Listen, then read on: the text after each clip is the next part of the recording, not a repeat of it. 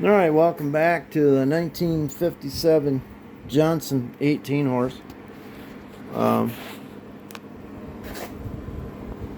we took this bypass cover from a 1953 Gale made, which is an OMC company back then.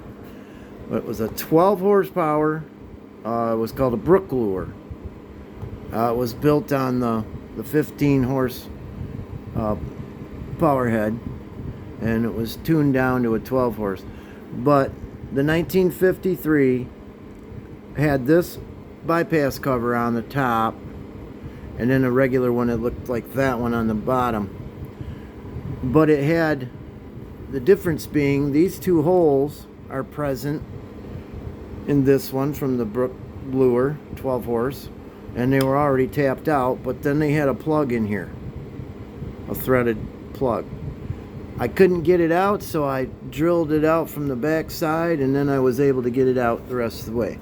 It was just in there and painted and seized in there. So I got it out.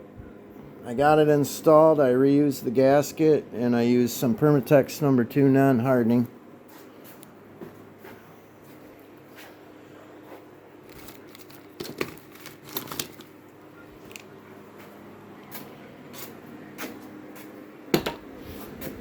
Okay, so now we're going to have some crankcase pressure, and we're going to mount a fuel pump to it. I'm going to use this one right here. I got to dig up the gasket. It just mounts right on here. Then we run the lines back around to the other side. Here's the one I took off. It looks just like the one on the bottom. There's no port in the back. Now on the green one, right below this notch, there's a port where that plug was, and that's where the pulse is going to come from, the crankcase pressure, to operate the fuel pump. Okay, the 1957 18 horse had a sediment bowl for the carburetor. It works great. All the impurities that you might have. Your fuel supply would feed in here, and then the sediment would drop to the bottom, and then the good clean fuel would come out and go into the carburetor right there.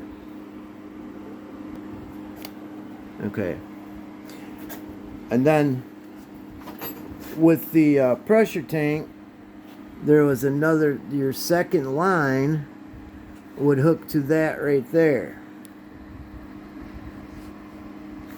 I'll show you that with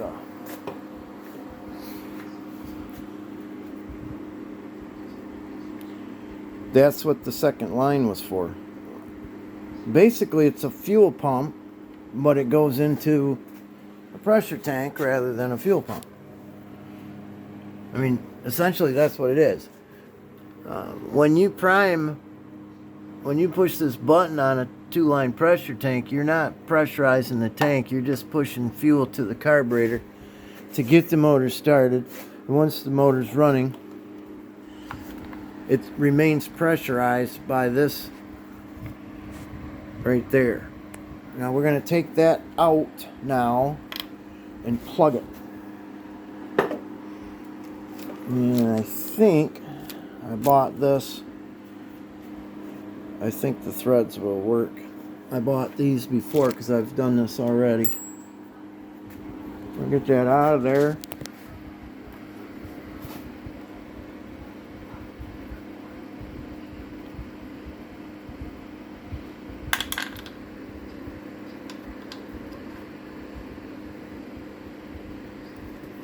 Looks like a match.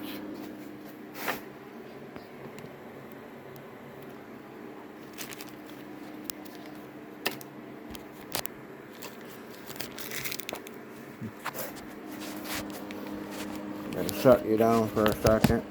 Let's open this package.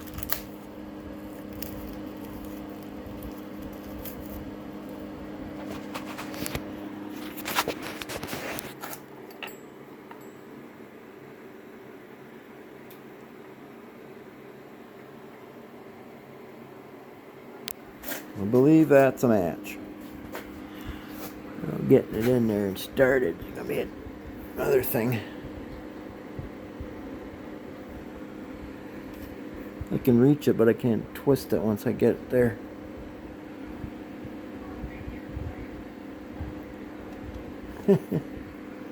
Almost.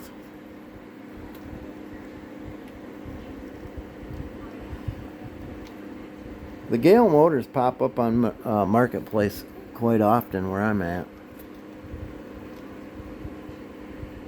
Even if it's blown up. Give a guy $25 for it. You got all kinds of parts. Gear cases will swap between Evinrude's and Johnson's. You know, in the correct horsepower and year range, but lots of valuable parts.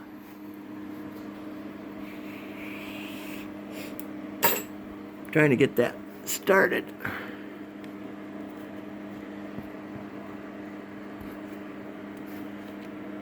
This one better.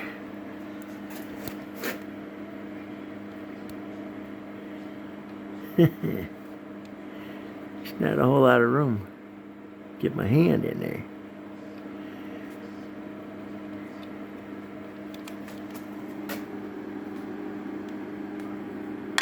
Oh, I dropped it.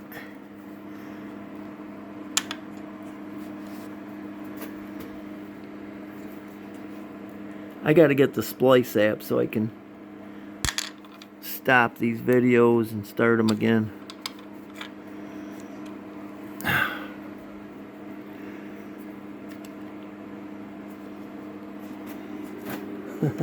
Oh man, Butterfingers. Oh, shoot.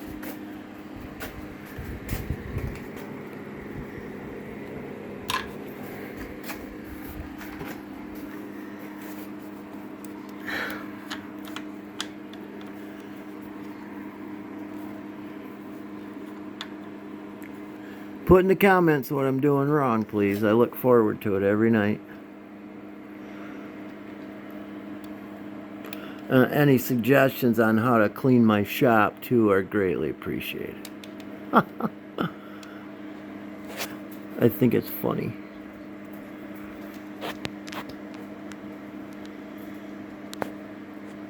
I was thinking about getting Martha Stewart to come in and give me some ideas on how to brighten it up and make it look girly.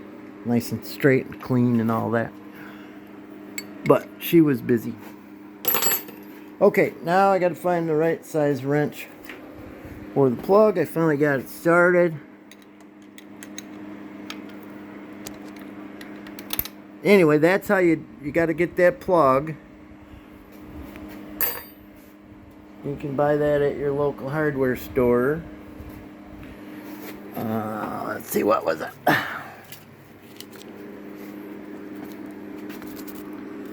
It's a 1/8 square head plug. I don't know how they work that, because obviously that was bigger than an 1/8, but that's pipe thread lingo. But that's what you need. I'll focus on that so you can maybe freeze frame it or something. 1/8. It's not coming in very good. 1/8 square head plug. It's a brass pipe fitting. And it's a real fine thread. So once you take your 2-line fitting off of here, you're going to have this short hose going to a pressure line, a pulse coming out of the intake manifold. Just take that out and replace it with that. Now, for you guys that want to solder or something, instead of buying that part, you could just take this out and solder that shut. That'll work too.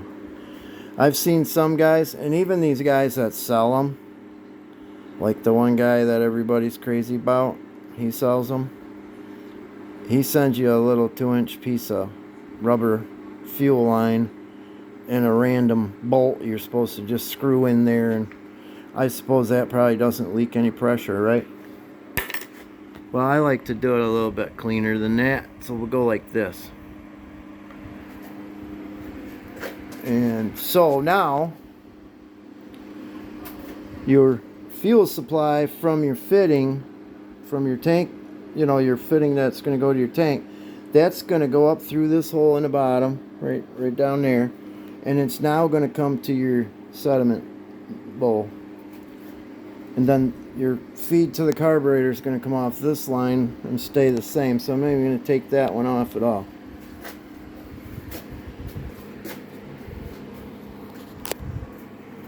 And I just got to go on one of my parts motors and take that gasket